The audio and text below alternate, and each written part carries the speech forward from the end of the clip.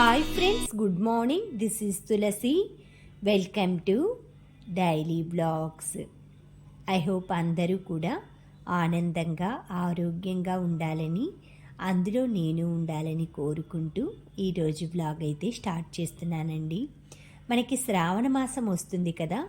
మనం ఆషాఢ మాసంలోనే అమావాస్యకు ముందే కొన్ని పనులు అవి క్లీనింగు అలాంటివన్నీ పెట్టుకుంటూ ఉంటాం కదా. అలానే నేను కూడా మొత్తం నా క్లీనింగ్ పనులన్నీ కూడా స్టార్ట్ చేసుకున్నానండి. నిన్నే బూజు అంతా కూడా నేను 15 డేస్కి 1 మంత్ క్లీన్ చేస్తూ ఉంటాను కాబట్టి పెద్దగా ఏం బూజు అలా ఉండవన్నమాట.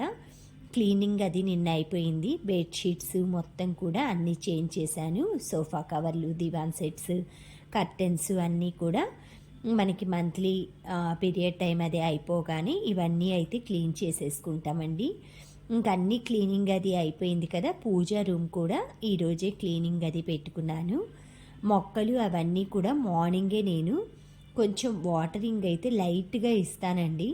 ప్రతిరోజు కూడా మనం బాల్కనీలు అన్నీ క్లీన్ చేసుకునేప్పుడే కొంచెం వాటర్ లైట్గా ఇస్తానన్నమాట. రెండు వైపులా మొక్కలకి మార్నింగే కొంచెం దొండ కాకర పాదు ఉందన్నమాట. కాకరకాయల పాదు ఇక్కడ మొత్తం అన్నీ కూడా ఒకే కుండీలో వచ్చాయన్నమాట.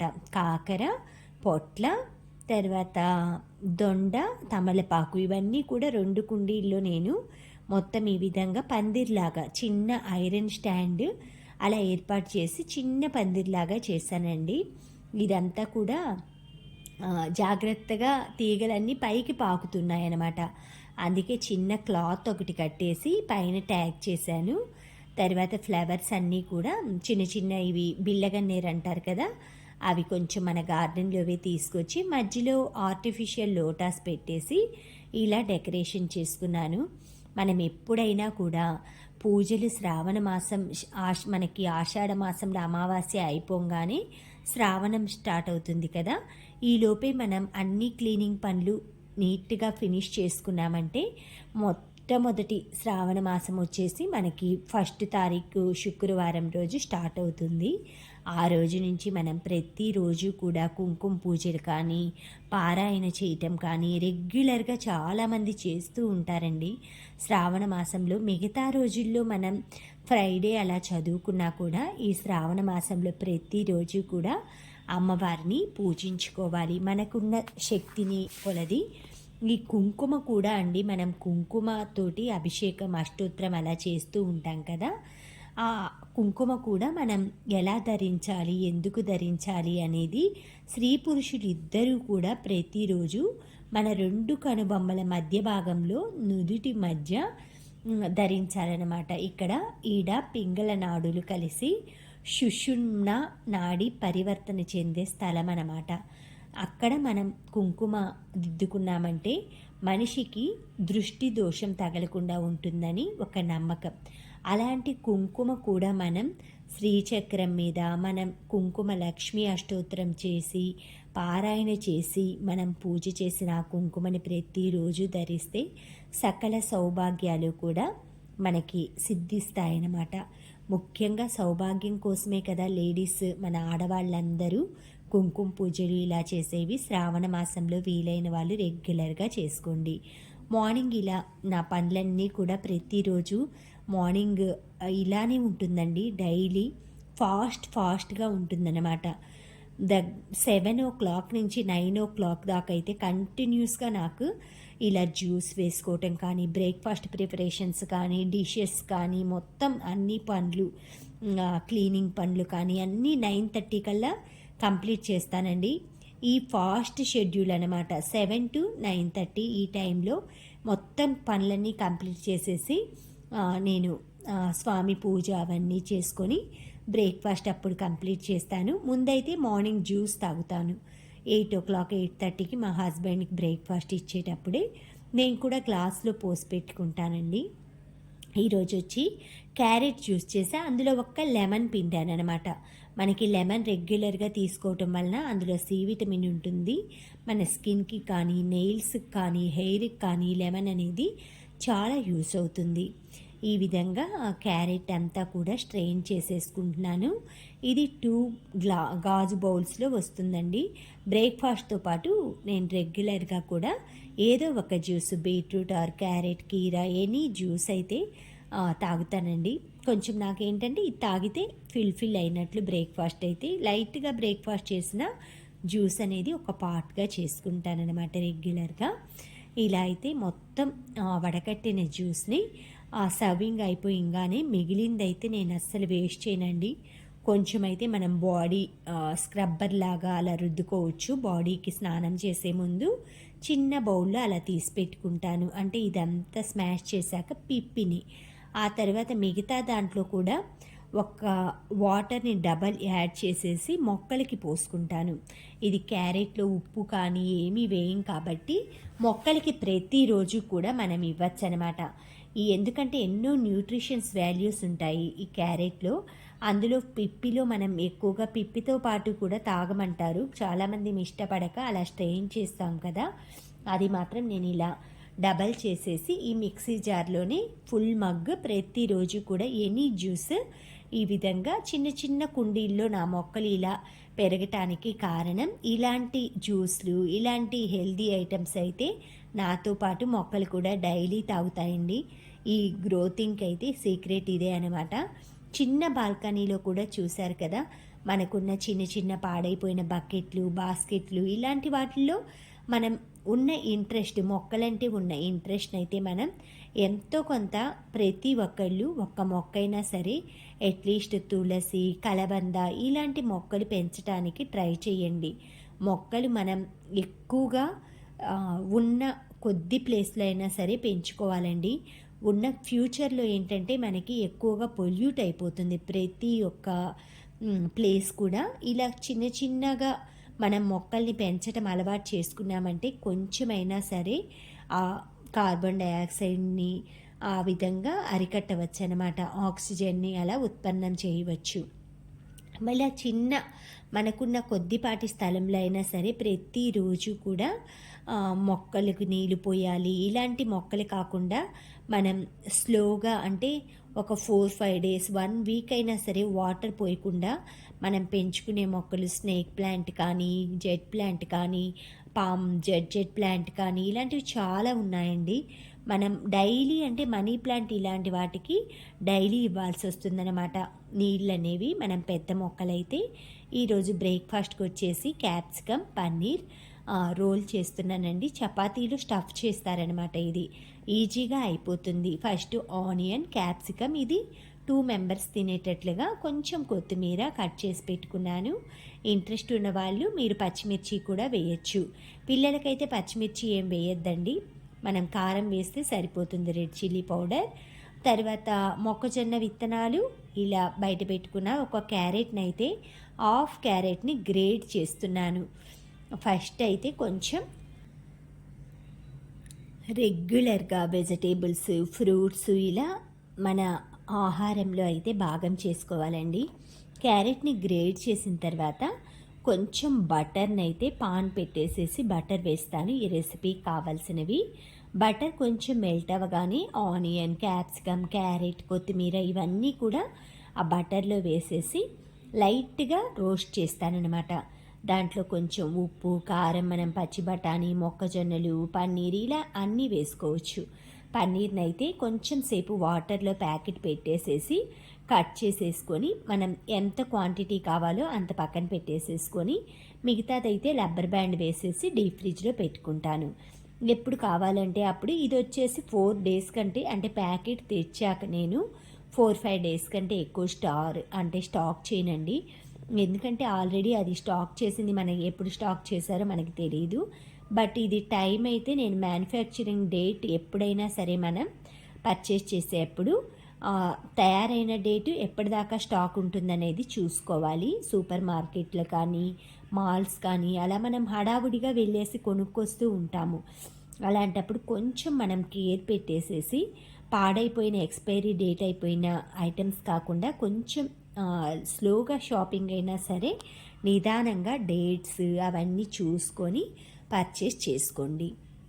ఎందుకంటే చాలామందికి ఫుడ్ పాయిజన్ అయ్యే ప్రమాదం కానీ, మ్యానుఫ్యాక్చరింగ్ డేట్ అయిపోయిన వాటిని వాడటం వలన ప్రాబ్లమ్స్ ఫేస్ చేసే అవకాశం ఉంది. కాబట్టి మన హెల్త్ పట్ల మనం కొంచెం జాగ్రత్త వహించాలంటే ఇలాంటి చెకింగ్స్ అయితే కంపల్సరీ.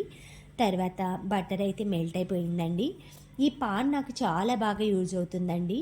మామూలుగా ఏదైనా రోస్ట్ చేసుకోవటం కానీ, బ్రెడ్ అలాంటివి ఆమ్లెట్ వేసుకోవటానికి కానీ, కొంచెం ఆయిల్ వేసుకోవాలి. బ్రెడ్ ఆమ్లెట్ కానీ అలా వేసుకోవాలంటే, ఎందుకంటే స్టీల్ పాన్ కాబట్టి, కానీ థిక్‌గా ఉంది కాబట్టి మనకు అడుగంటటం కానీ ఇలాంటివి ఏమీ జరగవనమాట.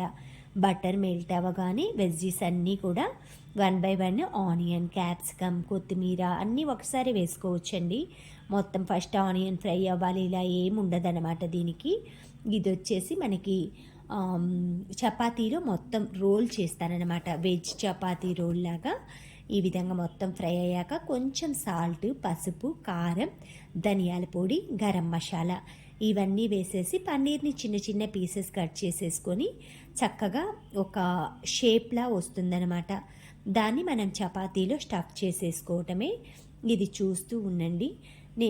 మనం చాలామంది అయితే గడపకి పసుపు ఎందుకు రాస్తారు అని నేను పసుపు అది రాస్తూ ఉంటే మాకు దగ్గరలో మా బ్లాక్లో అంటే మా అపార్ట్మెంట్లో ఉండేవాళ్ళు నార్త్ ఇండియన్స్ వీళ్ళు అడుగుతారనమాట. వాళ్ళ తెలుగు వాళ్ళకి కూడా తెలియదు అనేసి చెప్తున్నానండి. ఇది మనకి అసుర సంధ్య వేళ శ్రీ మహావిష్ణువు నరసింహ అవతారం ఎత్తి ఉగ్రుడై హిరణ్యకశిపుడికి సంహరిస్తాడనమాట. అప్పుడు గడప మహావిష్ణువు స్థానం. దానికి తోడు గుమ్మం వద్ద వ్యతిరేక తరంగాలు ప్రసరిస్తూ ఉంటాయన్నమాట. గడప అంటే లక్ష్మీదేవి కూడా. అందుకని లక్ష్మికి ఇష్టమైన పసుపుతో అలుకుతారు.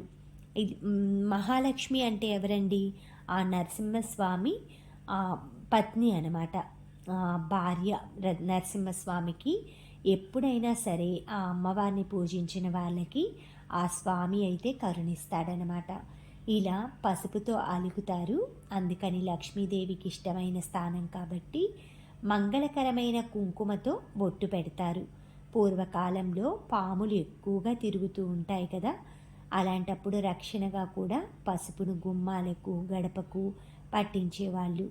దాని ఘాటుకి పాములు అంటే అదివరకు రోజుల్లో పసుపు ఇప్పుడున్నలాగా రంగులు వేసి అమ్మట్లేదండి.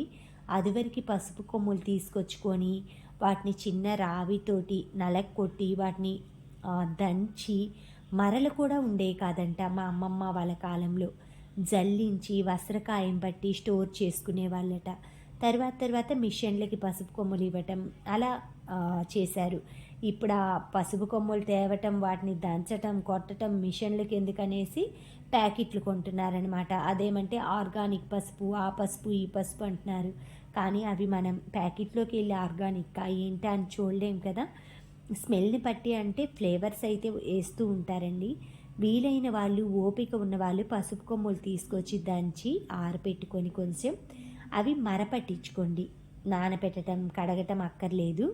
దంచి కొంచెం ఎండలో పెట్టేసేసుకొని మరకిచ్చేసామంటే చక్కగా మనకి ఒక 6 months 1 yearకి సరిపడా 1 కిలో పసుపు కొమ్ములు తెచ్చుకుంటే స్టోర్ చేసుకోవచ్చండి. మనం ఫ్రిడ్జ్లో పెట్టేసేసుకొని మంత్లీ ఎంత కావాలో అంత కూడా బయట పెట్టుకుంటే కలర్ చేంజ్ అయ్యే అవకాశం కూడా లేదన్నమాట. ఇలా పసుపుని అదివరకు రోజుల్లో ఆ విధంగా గడపలకి కానీ మనం ఇంట్లో హెల్తీగా కానీ ఈ విధంగా ఉపయోగించేవాళ్ళు. ఇప్పుడు మాత్రం ప్యాకెట్లేనండి ప్రతిదీ కూడా. రకరకాల బ్రాండెడ్స్ వస్తున్నాయి. కానీ నేను వాడుతున్నాను, కానీ ఒక్కసారి వాడాను. అంటే పసుపు కొమ్ములు అలా అయిపోయాయి. పట్టించడానికి కొంచెం నెలకు కొట్టడం, తేవటం టైం పడుతుంది కదా. అప్పుడు చిన్న ప్యాకెట్ తెచ్చేసి వాడానన్నమాట. వెయ్యగానే కలర్ అయితే కర్రీ పచ్చగా వచ్చేసిందండి. అసలు ఎంత అంటే కలరు చూస్తేనే పసుపు వేసాము అనిపించేలాగా పచ్చగా వచ్చేసింది. నార్మల్గా మీరు పసుపు మనం మరపట్టించిన పసుపుకి అంత కలర్ అయితే రాదనమాట.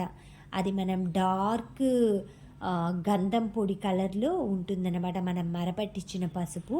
అసలు అంత ఇప్పుడున్న పసుపు అంత ఎల్లో కలర్ అయితే రాదండి ఎప్పుడు కూడా. ఇలా నేను మీతో మాట్లాడుతూనే గడప, పసుపు వాటి గురించి చపాతీలో పెట్టే కర్రీ అయితే రెడీ అయిపోయింది. దీంట్లో పన్నీరు మొత్తం అన్నీ వేసానన్నమాట, ఇంగ్రీడియంట్స్ అన్నీ. దీన్ని ఇలా ఒక వైపుకి సర్వ్ చేసేసి నీట్గా మొత్తం రోల్ చేసుకోవాలన్నమాట. స్పూన్తో నీట్గా సర్దేసేసుకొని చక్కగా రోల్ చేసేసుకొని దీన్ని ఒక టిష్యూ పేపర్ పెట్టేసేసి పిల్లలకి ఇచ్చామంటే స్కూల్కి వెళ్తూ కానీ స్కూల్లో లంచ్ బాక్స్లో ప్రిపేర్ చేసినా కూడా అలా టిష్యూ పట్టేసేసుకొని చక్కగా తింటారనమాట. ఆఫీస్కి వెళ్ళే వాళ్ళు కానీ స్కూల్కి మార్నింగ్ పిల్లలకి బ్రేక్ఫాస్ట్ కానీ లంచ్ కానీ అలా ప్రిపేర్ చేసేవాళ్ళు ఈ ఐటెంని అయితే తప్పకుండా ట్రై చేయండి. చాలా taste, healthy and easy recipe అనమాట. ఇలాంటివి రెసిపీస్ అయితే మార్నింగ్ టైం బ్రేక్ఫాస్ట్లో మనం ఒక పార్ట్ చేసుకున్నామంటే బ్రేక్ఫాస్ట్ అనేది మనకి బర్డన్ కాకుండా ఉంటుంది. హెల్తీ బ్రేక్ఫాస్ట్ ఎంజాయ్ చేసినట్లు ఉంటుంది, మనం సర్వ్ చేసినట్లు కూడా ఉంటుందన్నమాట. ఇలా మొత్తం కూడా 2 చపాతీలకి సరిపడా రోల్స్ అయితే చేశానండి నేను. మా వారికి బ్రేక్ఫాస్ట్ కోసం అయితే ఇలా పెట్టాను. ఆయన ఒక్కటి తింటారు ఈ రోల్ అయితే, అందులో పన్నీరు స్టఫ్ ఉంది కాబట్టి. తర్వాత వీటితో పాటు క్యారెట్ జ్యూస్ అయితే ఇస్తానన్నమాట. నేను 2 పెట్టాను, ఒకవేళ టేస్ట్ బాగా అనిపిస్తే తింటారులే కొంచెం అనేసి. ఏంటంటే ఎప్పుడన్నా ఒక్కొక్కసారి టేస్ట్ అనిపిస్తే తింటే మనకి హ్యాపీ కదండి. అందుకని ఒక్కటి మరీ పెట్టకుండా 2 పెడతానమాట. ఆయన అందులో 1.5 తింటారు, లేదా హడావుడిగా అంటే డ్యూటీ టైము అది ఆఫీస్కి వెళ్ళాలి కాబట్టి 1 అలా తినేసి జ్యూస్ తాగుతారనమాట. మిగతాది అయితే నేను తింటాను, నా పనులు అన్నీ అయిపోగానే మొత్తం అన్నీ కూడా కుకింగ్కి కూడా అన్నీ రెడీ చేసుకుంటానండి. మార్నింగ్ బ్రేక్ఫాస్ట్ అయిన వెంటనే ఆకుకూరలు కూడా సాల్ట్ వేసేసి నేను వాటర్లో నానపెట్టుకుంటానమాట. అలా నానపెట్టుకోవటం వల్ల మనకి అందులో ఏదైనా క్రిమి కీటకాలు, పురుగు మందులు ఇలాంటివి కొడుతుంటాయి కదా, అలాంటివి ఆ పురుగు మందులు ఆకుకూరలకు అంతా కూడా పట్టకుండా మనం చక్కగా వాటిని క్లీన్ చేసుకున్నామంటే అందులో ఉండే పెస్టిసైడ్స్ ఒక పవర్ అనేది మన హెల్త్కి ప్రాబ్లం చేయకుండా ఉంటుందన్నమాట. తర్వాత వంట పాత్రలు ఇవన్నీ కూడా నేను 2 స్టాండ్స్ ఉంటాయండి నాకు వంటగదిలో. మొత్తం ప్లేట్స్ కానీ ఇవన్నీ కూడా మాకు మోడ్యులర్ కిచెన్ కాదనమాట, నార్మల్ కిచెన్. అలాంటప్పుడు ఇలాంటివి మనం మెయింటైన్ చేయాల్సి ఉంటుంది కదా, ప్లేట్లు ఇవన్నీ పెట్టుకోవాలంటే అవన్నీ కూడా ప్రతిరోజు మార్నింగే సర్దేసేసుకుంటాను. ఈవినింగ్ టైమే నేను అంట్లు అన్నీ కూడా క్లీన్ చేసుకుంటానండి. వెజిల్స్ ఒక పెద్ద పాత్ర అయితే తీసుకొని ఇందులో నిమ్మకాయ, సోడా ఉప్పు, తర్వాత విమ్ లిక్విడ్ ఈ 3 వేసేసి, మీరు విమ్ లిక్విడ్ బదులు ఏదైనా ఎనీ సర్ఫ్ వాడుకోవచ్చండి. ఇదేం కొలాబరేషన్ వీడియో కాదు, నేను నార్మల్గా పూజ సామాన్లు క్లీన్ చేసే పద్ధతి చూపిస్తున్నాను. ఇలా వేసేసుకొని ఒక టబ్లో అయితే వాటర్ పోసేసుకుంటాను. ఒక 2 బకెట్స్ వాటర్ పోసేస్తాను. పూజ సామాన్లు అంటే దేవుడు ఫోటోలు కాకుండా మిగతావన్నీ కూడా ఇందులో నానపెట్టేస్తానమాట. దీపారాధన కుందులు కానీ హారతి ఇచ్చుకునేవి గంట అన్నీ కూడా మొత్తం కొంతసేపు నానపెట్టేసి ఒక 10 to 15 మినిట్స్ అయితే నానపెడతాను. బాగా కలర్ కూడా చేంజ్ అయ్యాయండి. దగ్గర నేను అమావాస్య ముందు కడుగుతానమాట. ఇప్పుడు అమావాస్య కూడా వస్తుంది కదా, శ్రావణ మాసంకి ముందే క్లీన్ చేద్దామని పూజ సామాన్లన్నీ కూడా ఇలా క్లీనింగ్ అది చేస్తున్నానమాట. కాపర్వి తొందరగా మచ్చలు అవి ఎక్కువ వస్తాయండి. మనం క్లీన్ చేశాక కొంచెం పొడి క్లాత్ తోటి తుడిచిపెట్టుకున్నామంటే చక్కగా కొన్ని రోజుల వరకు అయితే షైనింగ్ అయితే తగ్గమన్నమాట. అన్నీ కూడా పువ్వుల బుట్టలు కానీ ఉర్లీ బౌల్స్ అన్నీ కూడా మనం ఈ టబ్లో వేసేసేసుకొని, ఏదైనా మనం ఆయిల్ ఉంది ప్రముదులకి హారతి ఇచ్చే వాటికి అంటే ఒక టిష్యూ తీసుకొని వాటిని ఆయిల్ తీసేసి మనం వేసామంటే చక్కగా అవి ఆయిల్ పట్టకుండా వాటర్కి ఉన్న ఐటమ్స్ అన్నీ కూడా జిడ్డు అవ్వకుండా నీట్గా ఉంటాయన్నమాట. అందుకే నేను ఈ విధంగా అయితే ఆయిల్ అంతా కూడా తీసేసి తుడుస్తానండి. పూజా రూమ్ మొత్తం కూడా ఈరోజు క్లీన్ చేసుకుంటున్నాను. ఫస్ట్ ఇవి నానాక నా స్నానం అవి అయ్యాక పూజ సామాన్లు అన్నీ తోమేస్తాను. ఆ తర్వాత అయితే పూజ రూమ్ అంతా కూడా సర్దేసేసుకుంటాను. ఈ విధంగా అయితే నానపెట్టానండి. చూసారు కదా, ఆ లిక్విడ్ అంతా మునిగేలాగా ప్లేట్స్ కానీ బౌల్స్ కానీ అన్నీ కూడా నానపెట్టుకున్నాను అనమాట. ఇలా ప్రతి అమావాస్య ముందు ఇలా క్లీన్ చేసుకుంటాను. అమావాస్య తర్వాత, అమావాస్య ముందేంటంటే ఇప్పుడు క్లీన్ చేసేసుకుంటున్నాను. శ్రావణ మాసం వస్తుంది కదా, ఎలాగో పూజలన్నీ స్టార్ట్ చేయాలి కాబట్టి నేను రేపటి నుంచి పూజ అన్నీ కూడా రెగ్యులర్గా స్టార్ట్ చేసుకుందామనేసి ఇలా అన్నీ కూడా క్లీన్ చేసుకున్నానండి. మనం వన్స్ క్లీన్ చేసుకున్నామంటే ప్రతిరోజు రెగ్యులర్గా చేసే దీపాలు, హారతి ఇచ్చుకునేవి ఇవి క్లీన్ చేసుకుంటే సరిపోతుంది. కొంచెం సేపటికే వీటి కలర్ అంతా కూడా నీట్గా అవన్నీ మరకలు పోతాయండి. మనం చిన్న స్క్రబ్బర్ తీసుకొని ఊరికే అలా క్లీన్ చేస్తే నీట్గా ఉంటుంది. నా పూజ రూమ్ అంతా కూడా విండోకి ఎల్లో కలర్ అలా వేసేసి మొత్తం ఇలా బంతి పూలతోటి ఆర్టిఫిషియల్ మాలలు వేసుకుంటాను. ఒకవైపు భజన చెక్కలు అంటారు కదా, ఆ భజన చెక్కలు ఉన్నాయన్నమాట. ఈ విధంగా దేవుడు అరమర్ని చిన్న మందిరం లాగా చేయించుకున్నాను నేను. మేము ఉండేది ఓన్ హౌస్ ఏం కాదండి, క్వార్టర్స్ అనమాట. అందుకే కన్వీనియంట్గా అటు ఇటు మూవ్ చేసుకోవడానికి వీలుగా చిన్న మందిరం చేయించుకున్నాను. దాని కింద నేనే ఈ విధంగా మొత్తం అన్నీ వుడ్ తోటి సెట్టింగ్ పెట్టుకున్నాను అనమాట. అన్ని దీపారాధన కుందులు పెట్టుకోవడానికి, పూజ చేసుకోవడానికి కన్వీనియంట్గా చిన్న పెయింటింగ్ ముగ్గులు అవి వేసేసుకున్నాను. ఈరోజు పూజ ఐటెం బాక్స్ కూడా నేను న్యూది కొనుక్కున్నానండి. కొంచెం ఎక్కువ క్వాంటిటీలో శ్రావణ మాసం వస్తుంది కదా, పసుపు కుంకుమ పూజలు చేసుకుంటాం కదా, అందుకే ఎక్కువగా ఫుల్ చేసేసుకుందాము అన్నీ కూడా నీట్గా పూజ ఐటమ్స్ అన్నీ అని సాంబ్రాణి కడ్డీలు, కొబ్బరికాయలు మొత్తం అన్ని పూజకు సంబంధించిన సామాన్లన్నీ తీసుకొచ్చుకున్నాను అనమాట. అవన్నీ కూడా ఈరోజు మొత్తం అన్నీ స్నానం అవన్నీ అయిపోగానే ఈ పూజ డబ్బా, సాంబ్రాణి కడ్డీలు ఇవన్నీ కూడా సర్దేసేసుకుంటున్నానండి. వీటితో పాటు దేవుడి విగ్రహాలకు కూడా అన్నీ అలంకరించుకొని చక్కగా మందిరంలో ఏర్పాటు చేసుకున్నానంటే ఈ రోజు నుంచి శుభ్రంగా పూజ అది కూడా స్టార్ట్ చేసుకుంటాను.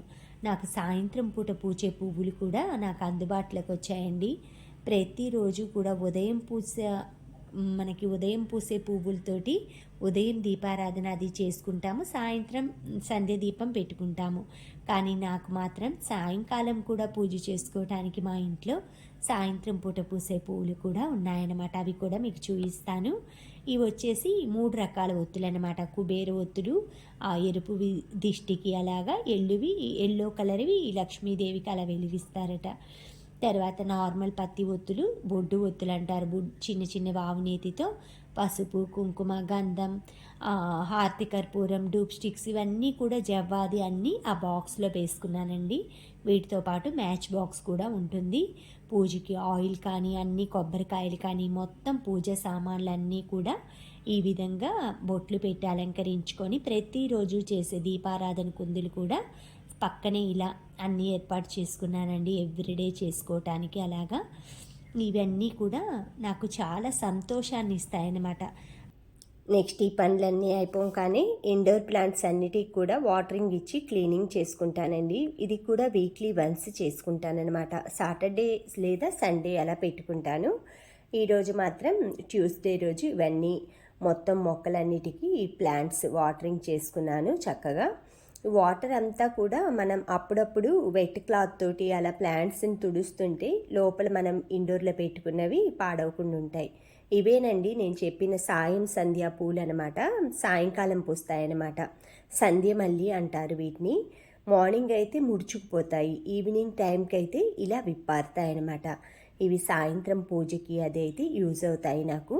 తులసమ్మ చెట్టుకు పెట్టుకోవటానికి, ఇలా మనకి లక్ష్మీదేవికి సాయంత్రం పూట పారాయణ అలా చేస్తాం కదా, అలా అయితే చక్కగా నాకు ఈ పింక్ కలర్ చూడండి ఎంత బాగుందో.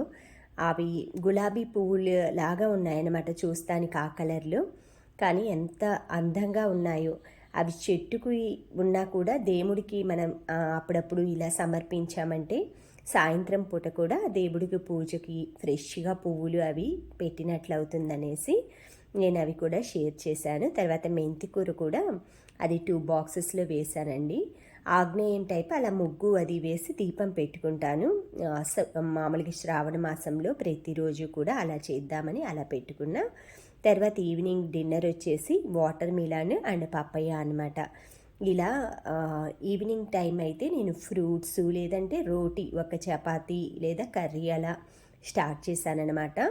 ఈవినింగ్ టైము డిన్నర్ అలా స్కిప్ చేసి రైస్ ఐటమ్, మార్నింగ్ ఎలాగో ఆఫ్టర్నూన్ నార్మల్ బ్రేక్ఫాస్ట్ అలా చేస్తాం కదా. తర్వాత ఈ మూవీ 8 వసంతాలండి. చాలా బాగుందనమాట. నాకు బాగా నచ్చింది, అందుకే షేర్ చేస్తున్నాను.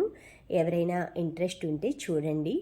చాలా బాగుందనమాట. మూవీ అయితే మొత్తం మన కరాటీకి అలా సంబంధించింది. కొంచెం లేడీస్ ఫిజికల్గా మెంటల్గా ఎలా స్ట్రాంగ్గా ఉండాలి అనేది కొంచెం మనకి మంచిగా మోటివేషన్గా అనిపించింది అనమాట. తర్వాత ఫర్నిచర్ షాప్కి వెళ్ళానమాట నేను. ఇలా మొత్తం దివాన్ సెట్స్ అన్నీ కూడా కొంచెం మోడల్గా ఉన్నాయన్నమాట. నాది పాతది అయిపోయింది దివాన్ సెట్. మోడల్ అయితే పాతగా అనిపించింది, చేంజ్ చేద్దామన్నట్లుగా చూశాను. Thank you friends.